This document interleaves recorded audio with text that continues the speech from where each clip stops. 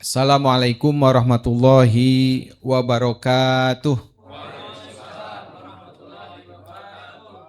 Alhamdulillah, alhamdulillahilladzi arsala rasulahu bil huda wa dinil haq yudhhirahu 'alad dini kullih wa kafa billahi syahida. Asyhadu an la ilaha illallah wahdahu la syarikalah wa asyhadu anna sayyidana wa nabiyana Muhammadan abduhu wa rasuluhu la nabiyya ba'dah. Allahumma sholli wa sallim wa barik ala sayyidina Muhammadin wa ala alihi wa sahbihi ajmain amma ba'du. Yang terhormat Ketua FKTU Ustadz Muhammad Ihsan Salam, yang terhormat Ustadz Agung Wisnuwardana, ya, yang tadi sudah menyampaikan dengan luar biasa, ya, yang saya dapat tadi kesimpulannya menggeser perjuangan kultural menuju perjuangan yang politis yang sistemik begitu ya.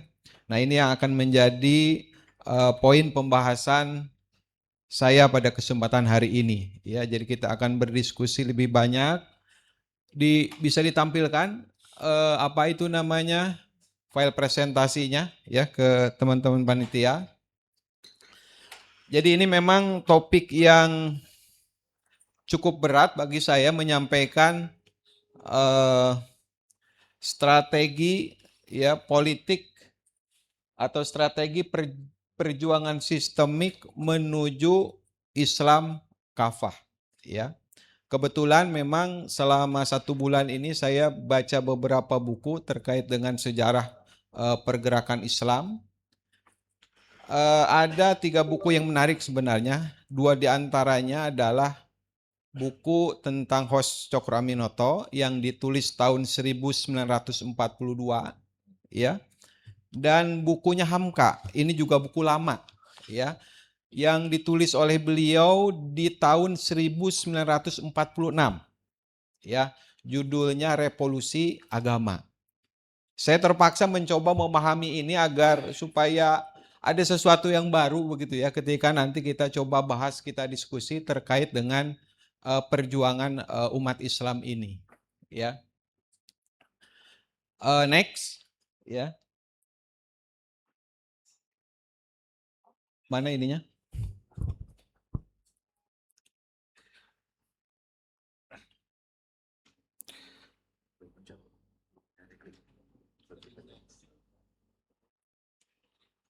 Oke. Iya. Ini sedikit kita bahas kenapa kemudian ini penting kita bahas terkait dengan strategi perjuangan sistemik di dalam membangun atau membentuk Islam kafah. Karena yang pertama tadi juga sudah disampaikan, krisis multidimensi dan kegagalan sistem kapitalistik saat ini sudah pada posisi yang sangat merusak ya. Jadi kalau kita lihat kejadian di Sumatera dan Aceh membangun sebuah kesadaran kolektif sebenarnya. Bukan hanya kesadaran yang dimiliki oleh para tokoh, tapi hampir semua lapisan masyarakat merasakan bagaimana akibat atau dampak sebuah kerusakan sistemik. Atau bagaimana dosa sistemik itu. Ya. Tapi jangan disalahin karena makan gorengan, Mbak ya. Ini kan masalah nih. Jadi ketika kesadaran ini sudah muncul, sudah mulai nampak, ya kan? Kemudian mulai dibelokkan. Nah ini kan upaya-upaya yang kita lihat ya di sosial media supaya kesadaran ini juga nanti belok. Nah ini yang harus kita antisipasi ya, tokoh jangan sampai kemudian umat yang sudah mulai nampak kesadarannya ya mulai belok lagi. Kalau tadi disampaikan terkait 212 kan kesadaran ini kan cakep banget tuh. Ya, sampai jutaan masyarakat punya agenda yang sama untuk memperjuangkan satu agenda bersama, satu visi bersama saat itu. Nah, ini kan yang menarik ya.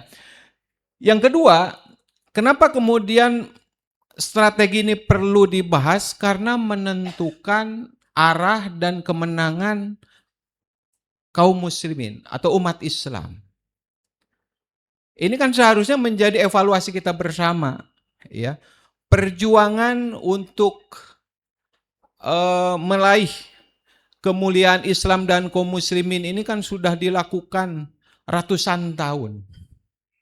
Seharusnya bagi kita jangan sampai kemudian pergerakan ini selalu mulai dari nol. Ya. Tetapi minimal ada pergerakan.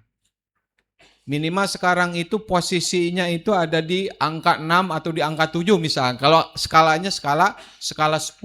Jangan kemudian setiap ganti generasi balik lagi. Setiap ganti generasi balik lagi. Ini kan menjadi penting kemudian kita bahas strategi. Karena strategi ini bisa jadi atau tahapan perjuangan ini bisa jadi lintas generasi.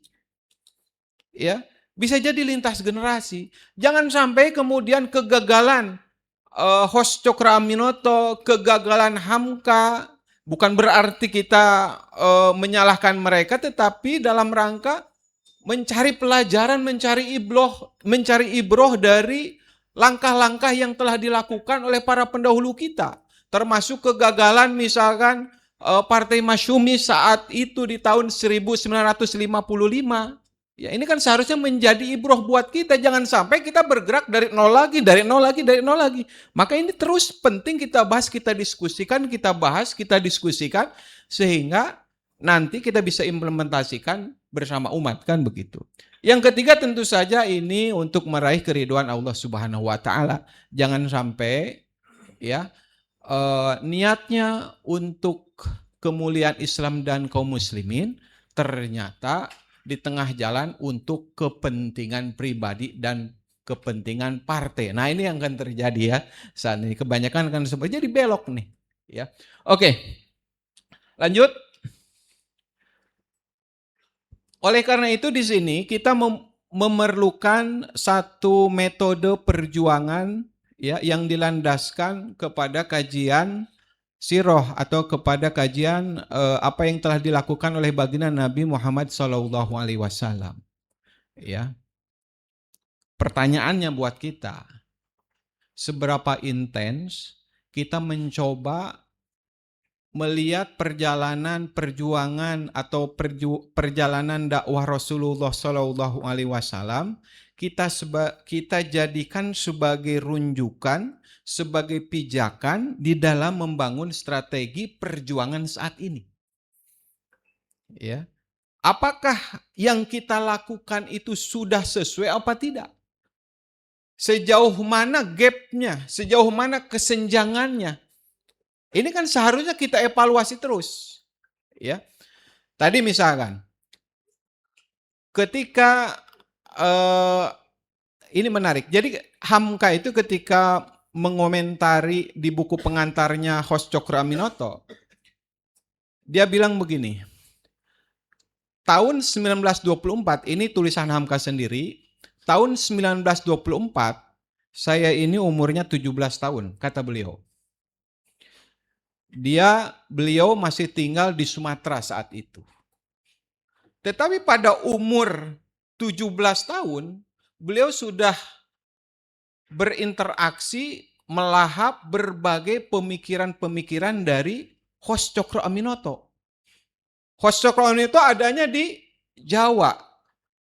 Hamka adanya di Sumatera. Jangan bicara sekarang, Sad. Sekarang kan TikTok ngomong di sana live kan gitu. Ya, saya mencoba menggambarkan gitu ya.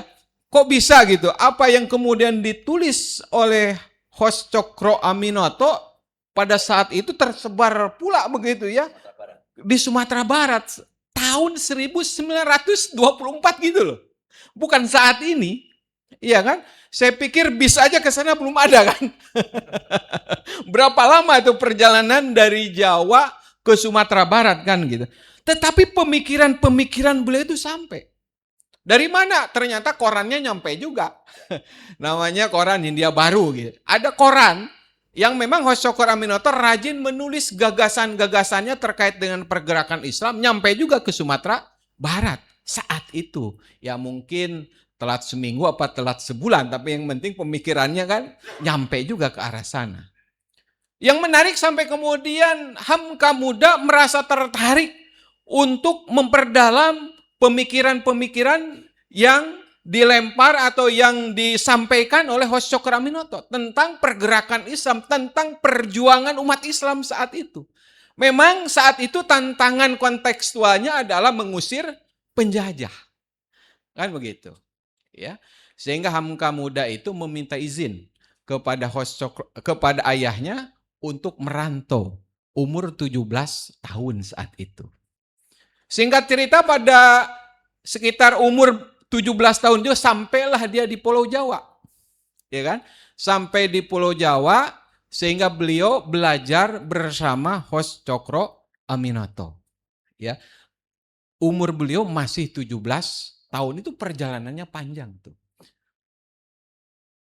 Artinya sedemikian besar, sedemikian tinggi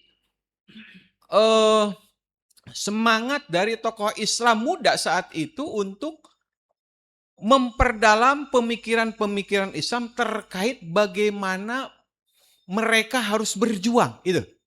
Ya, yang harus kita garis bawahi, bagaimana seharusnya kita melakukan perjuangan, membuat strategi. Nah, ini yang seharusnya menjadi semangat kita. Kalau kita ya ke hotel ini kan santai-santai nih ya. Iya kan? Ya. Nah, ini menarik. Ya, nanti kita coba bahas lebih lanjut. Oke. Lanjut. Sebentar. Yang tadi ini saya kutip dari bukunya Said Qutb Ma'alim fit Thoriq, ya. Beliau mengatakan bahwa ada yang namanya waqi'iyah harokiyah.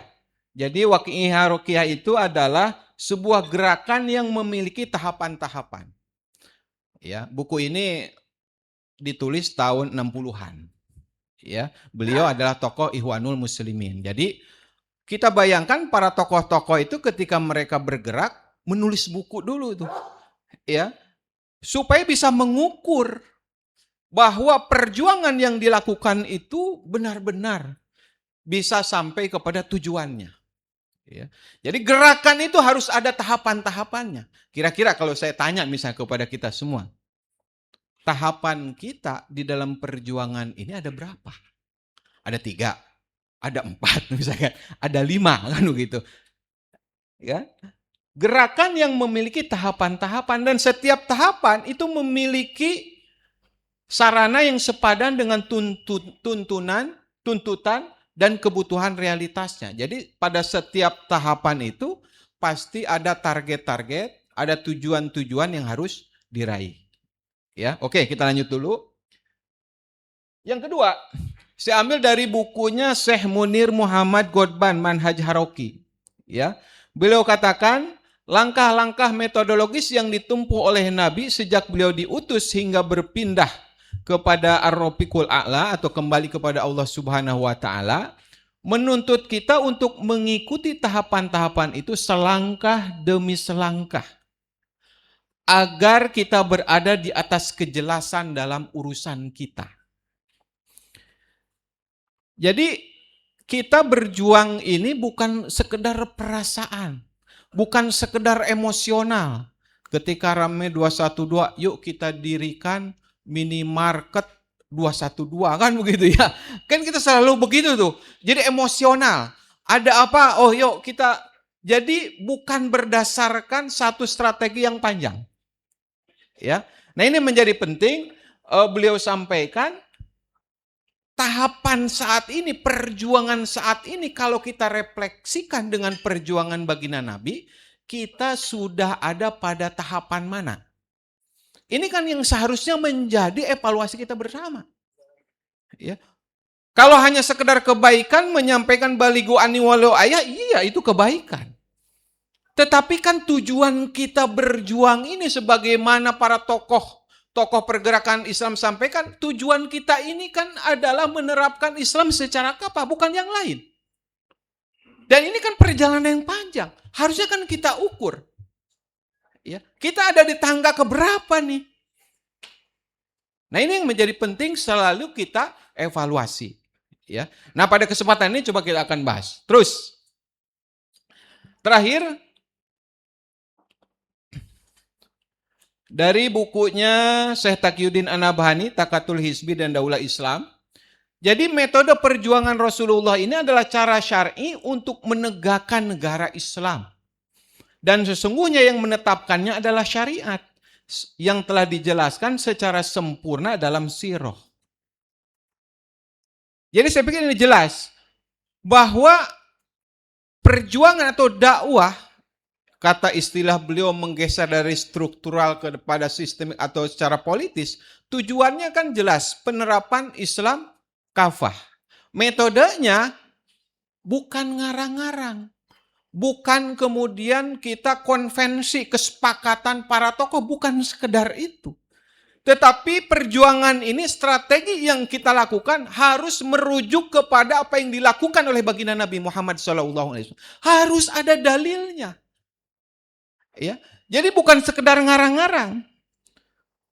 Maka bukunya Hamka Revolusi Agama itu ketika dia mencoba merumuskan satu tujuan revolusi, dia sampai melihat bagaimana revolusi-revolusi yang terjadi di dunia. Revolusi di barat, revolusi di Rusia. Beliau lihat apa yang menjadi kelebihan, apa yang menjadi kekurangan, lalu kemudian beliau refleksikan dengan perjuangan baginda Nabi, sehingga keluar sebuah kesimpulan bahwa revolusi itu memang ujung-ujungnya harus penegakan Islam secara kafah. Ya kan? Bukan sekedar dakwah, ya. Bukan sekedar maksud saya, ya. Tetapi penegakan syariat Islam secara kafah. Ini menjadi penting. Dan metode perjuangan Rasul itu adalah cara yang sudah ditentukan oleh baginda Nabi. Cara yang sudah ditentukan atau berdasarkan wahyu. Ya, bukan wahyu utomo tapi. Baik. Lanjut. Jadi metode perjuangan Rasulullah ini diwujudkan, ya, atau metode cara tertentu yang ditetapkan oleh syariat. Makanya nanti ada istilah thoriqoh dan uslub. Ya, thoriqoh ini adalah satu langkah yang memang itu sifatnya tauqifi, mengikuti apa yang dilakukan oleh baginda Nabi, tidak boleh berubah.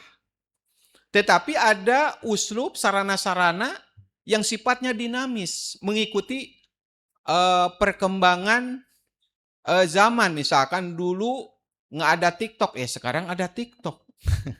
Maka para tokoh juga harus belajar, ya, live streaming misalkan. Kalau Ustadz Agung, waduh, udah luar biasa. Setiap hari beliau muncul video TikTok terbaru. Saya belum muncul satupun.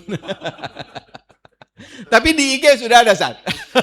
Itu menunjukkan beda generasi. Oh, bener generasi. Saya masih senengnya di IG nih, belum bisa pindah ini kan begitu. Tapi saya juga sedang coba buat video-video masuk supaya kepada. Ini kita juga harus berubah.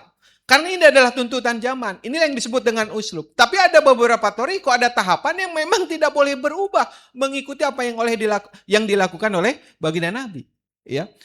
Yang kedua bersifat ta'abudi dan tauqifi. Artinya kan perjuangan ini adalah ibadah. Kalau yang namanya ibadah kan harus ada rujukannya, kan begitu. Masa rujukannya ke Plato misalkan begitu, ya. Masa rujukannya kepada politik barat begitu. Seringkali kita muncul kan pertanyaan, khilafah ini dalilnya apa kan begitu. Nggak pernah kemudian kita bertanya, kalau gitu demokrasi itu dalilnya apa? Ada nggak kira-kira demokrasi itu dalilnya kan begitu. Paling ujung-ujungnya dibelokin begitu masalah musyawarah. Tetapi secara istilah saja nggak pernah kita temukan itu dalam literasi Islam misalkan begitu. Atau misalkan bagaimana perjuangan elektoral saat ini, apakah kemudian itu dilakukan oleh baginda Nabi apa tidak? Ini kan yang seharusnya menjadi pertanyaan kita. Ya. Karena kalau kemudian tidak ada dasarnya, tidak ada rujukannya, kita khawatir perjuangan itu menjadi sia-sia di hadapan Allah. Kan itu.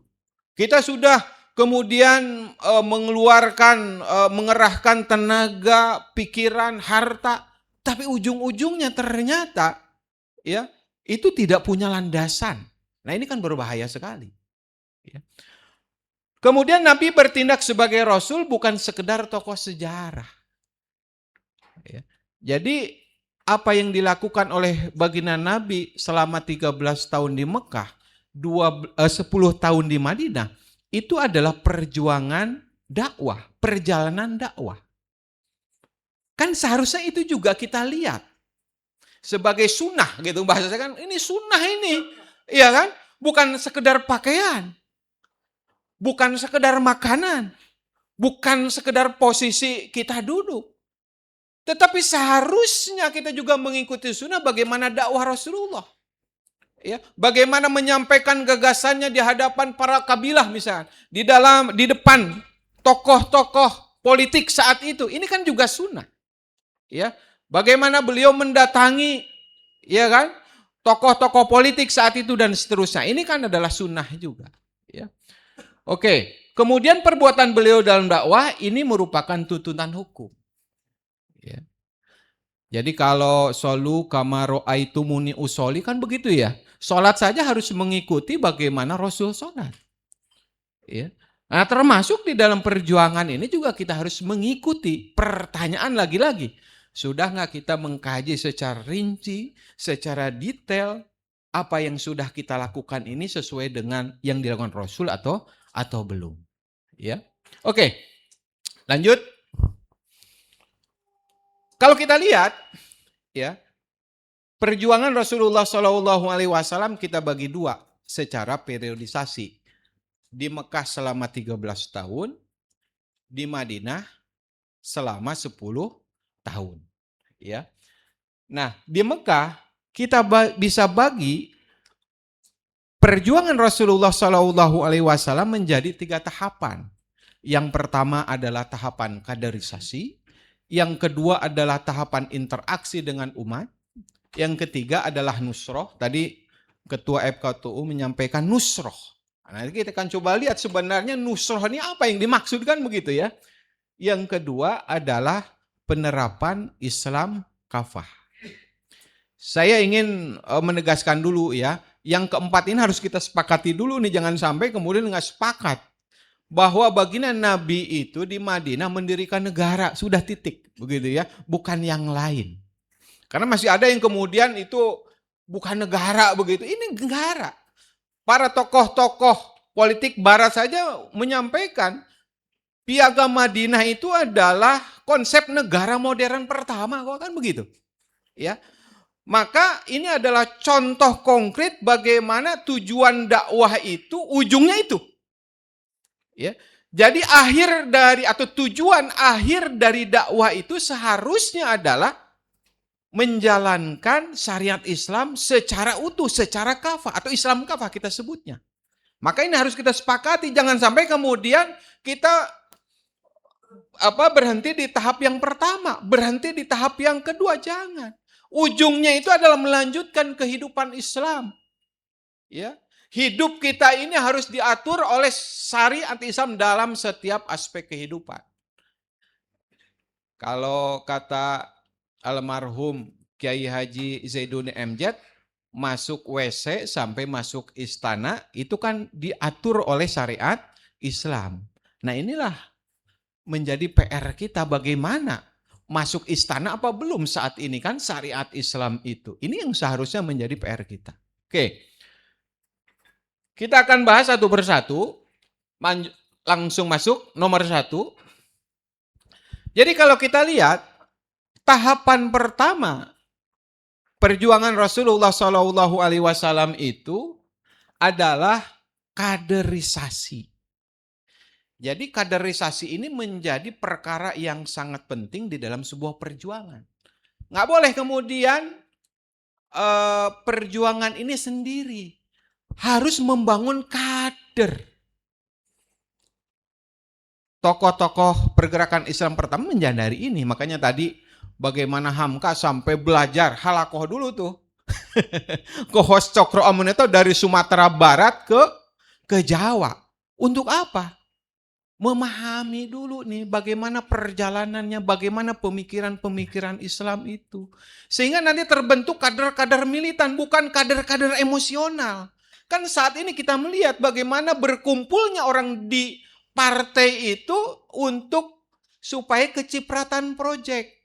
Iya, tokoh-tokoh besarnya dapat kontrak-kontrak besar, yang kecil-kecilnya minimal kecipratan. Setidaknya dapat nasi bungkus, misalkan kan begitu ya. Ya demo-demo aja kan kita dapat nasi bungkus, itu kan kecipratan. Nah, dapat MBG.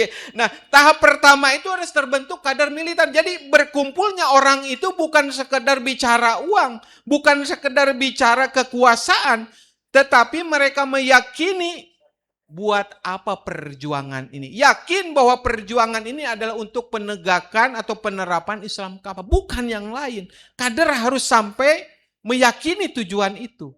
Bukan yang lain, bukan motif ekonomi, bukan motif bisnis, bukan motif apa mungkin jaringan atau hanya sekedar kumpul-kumpul paguyuban dan seterusnya, tetapi motifnya itu adalah kemuliaan Islam dan kaum muslimin. Ya. Yang kedua, fokus pada pemikiran Islam dan pembentukan kepribadian Islam. Jadi mereka dibina, diharapkan mereka itu nanti mampu menjawab berbagai persoalan masyarakat itu dengan solusi Islam. Ya. Jadi ketika kita bicara masalah ekonomi, ada nggak nih jawabannya dari Islam? Bagaimana sistem Islam menjawab persoalan ekonomi? Menjawab tadi persoalan apa itu namanya sawit, ya, menjawab persoalan tambang, menjawab persoalan masalah luar negeri, masalah geopolitis, masalah militer, masalah tenaga kerja, masalah pendidikan. Kader itu dibina, ya. Makanya Halakoh Khos Cokro Aminoto itu digambarkan 30 orang tuh. 30 orang di Jawa saat itu ya. Nah, cuma sayangnya memang yang harus kita kritisi, apa yang disampaikan oleh beliau masih campur dengan sosialisme. Wajar karena sosialisme saat itu menjadi ideologi yang lagi viral ya, bahasa sekarang yang lagi viral. Sehingga ya kita tahu bahwa murid-murid beliau, ada 3 tuh yang terkenal ya. Soekarno bikin PNI, kemudian Samun bikin PKI, kan begitu ya. Nah, ini kan kemana-mana. Kenapa? Karena landasan ideologisnya agak ke kiri-kirian saat itu. Ya, tapi yang paling penting kita garis bawahi, bagaimana sebuah jamaah, sebuah partai itu memang harus membangun kadernya berdasarkan Al-Quran dan As-Sunnah, berdasarkan pemikiran-pemikiran Islam. Nah, inilah yang dilakukan oleh baginda Nabi, di mana? Di rumahnya Darul Arqam bin Arqam. Dibina itu para sahabat. Ya. Sehingga mereka ketika sudah terbentuk kepribadian Islamnya, karakter perjuangannya, maka masuklah ke tahapan berikutnya. Ketika mereka sudah mampu menjawab berbagai persoalan, masuk ke dalam tahapan berikutnya. Oke, lanjut. Tahapan yang kedua. Nah, kalau tadi tahapan pertama itu Syriah, maka tahapan yang kedua yang dilakukan oleh baginda Nabi adalah berinteraksi dengan umat. Nah, dakwah ini mulai dilakukan secara terbuka. Ya. Kalau tadi kan karakternya ini Syriah, sembunyi-sembunyi. Dakwahnya tetap dilakukan, kontak individu kepada para sahabat, kepada teman-teman, kepada keluarga. Di tahapan yang kedua, ini interaksi dengan umat. Gagasan-gagasan itu sudah mulai dilempar ke publik. Ya. Maka di sisi inilah langsung muncul berbagai penolakan. Wah, Rasul nih radikal nih. Ini jangan-jangan mengajarkan terorisme. Kan begitu. Rasul juga kan, oh ini tukang sihir nih Rasul nih, ucapannya mampu memisahkan seorang ayah dengan anaknya, seorang suami dengan istrinya. Sihir nih kan begitu. Ya, kalau bahasa sekarang ya tadi, ini radikal nih. Ya kan? Mampu memisahkan ayah dengan anaknya, berantem di rumah gara-gara masalah ini, kan begitu. Mirip sebenarnya. Kenapa? Karena masyarakat yang ada atau status quo kan menolak perubahan yang disampaikan oleh Rasulullah SAW. Yang kedua, gagasan ini berupa konfrontasi pemikiran dengan ide-ide jahiliyah. Ya. Jadi sudah mulai tuh mengkritik bagaimana kebijakan-kebijakan ekonomi saat ini. Nah, bukan sekedar kritik, tetapi disampaikan solusi Islamnya seperti apa. Oh, sekarang ada WUS misalkan. Terus solusi Islam terkait dengan transportasi publik itu seperti apa? Kan harusnya begitu. Oh, itu BPJS terkait dengan kesehatan. Lalu bagaimana solusi Islam terkait dengan kesehatan? Kan kita harus punya blueprintnya. Oh iya, Islam itu menjamin kesehatan sebagai sebuah kebutuhan pokok. Itu negara jamin. Nggak perlu kemudian ada istilah asuransi atau BPJS kan begitu. Sama halnya dengan pangan, sama halnya dengan pendidikan. Nah, misalkan contohnya seperti itu. Ya. Jadi ketika berbagai masalah yang ada di tengah-tengah masyarakat disampaikan solusi Islamnya sehingga ada edukasi. Oh, masyarakat sehingga memahami, oh ternyata Islam ini adalah syariat yang sempurna. Islam ini adalah syariat yang utuh. Tidak hanya mengatur urusan sholat, tetapi juga mengatur urusan ketenagakerjaan, urusan pendidikan. Waduh, kalau Islam ini diterapkan, waduh, akan menjamin bebas banjir jangan-jangan kan begitu ya. Nah kan begitu, harusnya jadi ada kerinduan. Para pemuda saat ini sudah muncul itu. Waduh, jangan sampai katanya zaman kita ini dapat ampasnya aja kan begitu. Kenapa? Karena cukong-cukong itu udah menghabisi hutan. Bagian saya apa lagi kan begitu. Itu kan baru emosional. Seharusnya kita berikan solusi Islam. Ini loh, bahwa hutan ini merupakan milik masyarakat, milik umum. Tidak boleh kemudian ya kan penguasaannya diserahkan kepada perusahaan, organisasi swasta, apalagi ormas kan begitu. Harus yang mengelola itu negara, sebesar-besarnya dikembalikan kepada rakyat. Kan harusnya begitu. Kemudian juga tambang dan seterusnya. Nah ini kan solusi-solusi yang harus diberikan oleh kita. Seorang kader dakwah kepada tengah. Jadi ada edukasi. Ujungnya apa? Ada kesadaran, ada kerinduan untuk menerapkan syariat Islam. Jangan kemudian saya sering bertemu ketika tokoh gimana Ustaz kita sampaikan di urgensi penerapan syariat Islam. Belum waktunya. Lah kapan waktunya kalau begitu? 20 tahun yang lalu saya bertemu dengan tokoh tersebut 20 tahun kemudian. Masih sama, coba bayangkan. Bergeraknya kan berarti selama 20 tahun apa yang disampaikan di majelis-majelis itu, di masjid-masjid itu apa yang disampaikan? Apakah ada peningkatan pemikiran? Apa umat itu menjadi rindu terhadap penerapan syariat Islam? Nah ini kan menjadi evaluasi kita. Seharusnya inilah yang dilakukan oleh baginda Nabi. Ada keberanian, memang ada penolakan dari masyarakat awalnya. Tapi kan kita justru yang pegang mimbar. Jangan kita masuk berdiri di mimbar. Nggak boleh bicara politik. 15 menit lagi. Aduh ini gimana nih caranya kan begitu. Bagaimana kita mau edukasi. Ini tokohnya dulu nih. Ya, jadi saya harapkan kemudian tokoh-tokoh ini juga membangun edukasi bersama di lingkungan kita, di pengurus masjid. Ya, sebelum kepada jamaah, ya pengurus masjid ini kan harus kita edukasi juga gitu loh. Masalah politik, ya memang yang nggak boleh itu masalah pilih saya itu nggak boleh. Tetapi bagaimana membangun solusi Islam secara utuh, secara kapah, harus dijelaskan di tengah-tengah masyarakat. Ya. Dan ini juga harus garis bawahi, memang interaksi dengan umat ini tidak boleh ada kekerasan. Ya, betul-betul kita melakukan edukasi. Ya. Menentang sistem sosial, ekonomi, politik jahiliyah, menghadapi tekanan, boikot dan penyiksaan. Ini memang resikonya, itu kan resiko. Ya. Oke, ini tahapan yang kedua. Ini tahapan yang sangat penting. Oke, yang ketiga, masih yang interaksi dengan umat. Jadi ciri pentingnya tidak menggunakan kekerasan.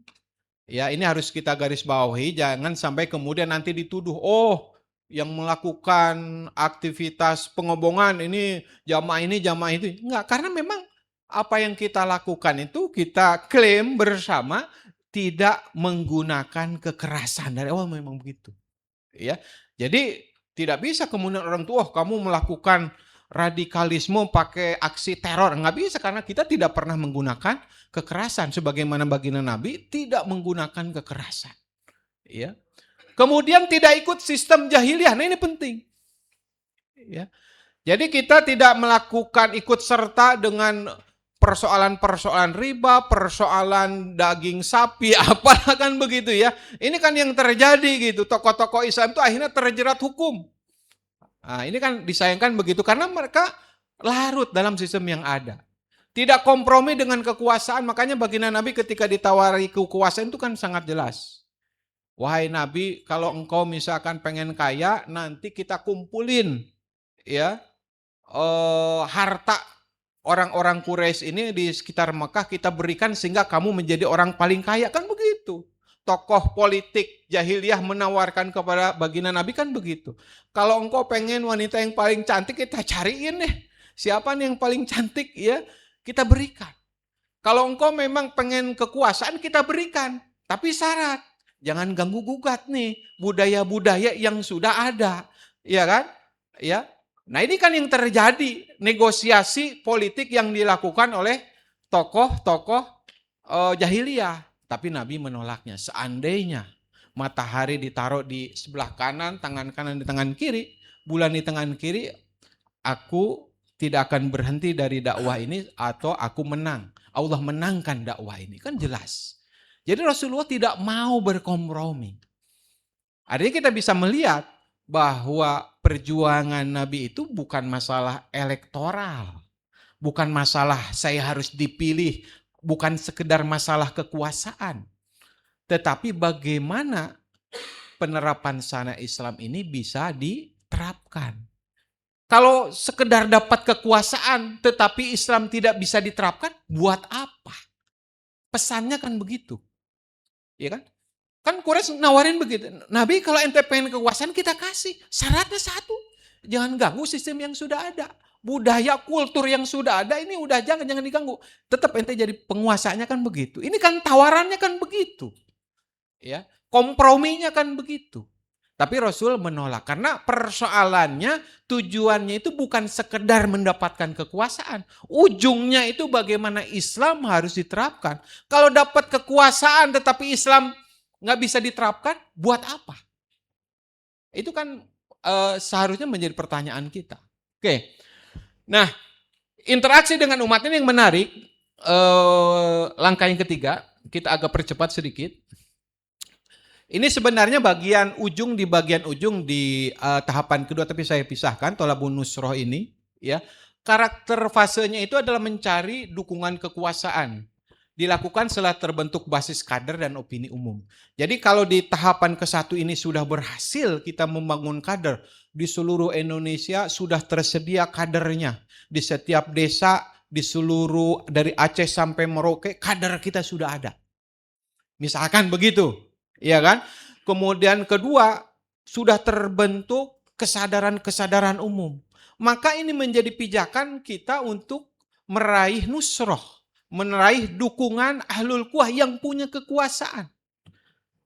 Jadi yang baginda Nabi lakukan itu adalah mendatangi tokoh-tokoh kabilah. Ya, di antaranya adalah Bani Amir So'so'ah. Ini yang paling terkenal. Saya ambil salah satu dialog yang sangat penting di situ. Jadi kalau kita lihat sebentar, kita lihat peta politiknya dulu. Jadi di Mekah itu kan Quraisy, kabilah Quraisy yang berkuasa. Jadi kabilah Quraisy ini kabilah yang sangat kuat dengan perdagangannya, bangsawan lah kan begitu. Kalau ke tengah itu Najd, itu daerah tengah, di daerah Najd itu daerah yang sangat besar. Biasanya mereka kehidupannya para peternak itu. Nah inilah Bani Amir So'so'ah itu. Jadi di Najd itu daerah padang pasir, tapi mereka memelihara peternakan. Wilayahnya sangat luas. Ya. Jadi ada satu istilah perkataan, seandainya Bani Amir So'so'ah ini bergabung dengan Rasulullah yang seorang bangsawan, seorang politikus, seorang pemikir, sedangkan Bani Amir So'ah itu kuat dengan pasukan militernya begini maksudnya. Jadi mereka itu punya ribuan pasukan yang sangat kuat. Kenapa? Karena memang wilayahnya itu sangat kuat di Bani Najjar itu wilayah Arab bagian tengah. Ya. Jadi kalau kita petakan, kalau Mekah itu kan di bagian barat, bagian pesisir kan begitu, bagian ujung barat. Di tengah itu Najd, kemudian ke arah timurnya lagi Bani Hanifah. Atau di situ termasuk nanti muncul Musailamah Al-Kadzab misalkan kan begitu di lanjutan berikutnya. Tapi itu di daerah timur ada Bani Hanifah, kemudian agak utara itu Bani Kindah ya yang berbatasan dengan Persia. Kemudian di sebelah utara Bani Kaum kalau nggak salah, kemudian di selatan di bawahnya lagi. Nah itu semua didatangi oleh Rasulullah SAW. Baik yang di utara, di selatan, di tengah, di timur, itu didatangi oleh baginda Nabi. Jadi secara real mereka itu adalah tokoh-tokoh politik yang punya kekuasaan, yang punya pasukan militer, kalau istilah sekarang begitu. Didatangi oleh Rasulullah, ditawari, diseru mereka untuk masuk Islam, diminta dukungannya untuk mendukung dakwah, sekaligus diminta kekuasaannya diberikan kepada Islam. Makanya ada satu dialog yang menggambarkan itu. Ketika Rasul datang ke Bani Amr itu ketika ditawarkan, Amir So'ah itu kan ngomong, oke Muhammad, jika aku mendukung engkau, ya, lalu kemudian kamu dimenangkan atas lawan-lawan kamu, nanti setelahmu kekuasaan itu diserahkan kepada kami. Kan tawarannya begitu. Ya, baginda Nabi menjawab, al-amru lillah, urusan ini adalah milik Allah. Ya, Allah akan meletakkan di mana Dia kehendaki. Jadi Rasulullah nggak bisa itu. Kalau masalah kekuasaan ini kan bukan milik Rasul. Ya, maka Rasul nggak bisa menjamin. Oh nanti iyalah nanti kamu setelah aku nanti meninggal nanti diserahin lanjutan. Enggak begitu Rasulullah SAW. Enggak. Urusan ini adalah urusan Allah. Ya, yang penting engkau mau nggak menyerahkan, mendukung nggak? Ya kalau begitu itu bukan menjadi urusan kami. Nah, luar biasa begitu. Jadi mundur tuh Bani Amir So'ah. Ini menunjukkan lobi-lobi politik yang dilakukan oleh baginda Nabi kepada tokoh-tokoh kabilah yang punya kekuasaan dan pasukan militer gitu kan. Baik itu di tengah, di timur, di utara ataupun di selatan. Nah, alhamdulillahnya jadi kalau kita lihat situasinya kan kapan Rasulullah ini mendatangi para tokoh kabilah, biasanya pada saat musim haji. Jadi para kabilah itu kan biasanya datang tuh pada musim haji, didatangi kemah-kemahnya, ditawarkan Islam, diminta mereka untuk mendukung, ya kan, dakwah Islam itu. Kemudian atau misalkan beliau mendatangi pada saat event-event internasional global lah kalau saat kita di pasar UKAS, pasar budaya. Kalau kita mungkin ada IBF, datang dari seluruh dari Sabang sampai Merauke, didatangi itu tokoh-tokohnya oleh baginda Nabi, ya kan, di pasar UKAS. Jadi ada peristiwa-peristiwa ataupun berkumpulnya para tokoh dimanfaatkan oleh baginda Nabi untuk menyampaikan Islam. Semuanya nolak dari utara, selatan, terakhir pertolongan justru datang dari suku Aus dan Khazraj. Ya, maka muncullah yang disebut dengan Baitul Aqobah pertama. 12 orang. Ya. Kita lihat, lanjut Mas. Nah ini adalah Baitul Aqobah ke-1. Kalau kita lihat narasinya atau teks Baitul Aqobah itu adalah menguatkan secara moral. Ya. Bahwa mereka mengakui nubuah baginda Nabi Muhammad SAW. Belum masuk ke ranah kekuasaan, ya. Tapi di sini awalnya, ya. Ketika kemudian 12 orang itu mau kembali ke Madinah, baginda Nabi mengutus Mus'ab bin Umair untuk mendampingi mereka. Ini terjadi di sekitar tahun ke-11 tahun ke-11 Hijriah ya. 1 tahun kemudian Mus'ab bin Umair melakukan lobi-lobi politik di sana, selain edukasi mengajarkan Al-Quran, juga melakukan lobi-lobi politik. Termasuk kisah yang sangat populer itu bagaimana beliau mampu mengislamkan Sa'ad bin Mu'az dan Usaid bin Hudair, kan begitu. Ya. Nah, ini kan sampai kemudian Sa'ad bin Mu'ad itu mampu mengislamkan satu sukunya, kan begitu. Sehingga dikatakan tidak ada pembicaraan di penduduk Madinah itu kecuali Islam. Artinya edukasi yang dilakukan oleh Mus'ab bin Umair di Madinah itu sangat luar biasa. Edukasi membangun kesadarannya berhasil di tengah-tengah masyarakat Madinah, lobby politiknya juga berhasil. Sehingga muncullah Baitul Aqobah yang kedua. Coba kita lihat teksnya yang Baitul Aqobah kedua ini. Lihat bagian yang bawah, ya. Hendaklah kalian menolongku jika aku datang kepada kalian, melindungi aku sebagaimana kalian melindungi dari kalian, melindungi istri dan anak-anak kalian, dan bagi kalian adalah surga. Jadi Rasulullah meminta perlindungan.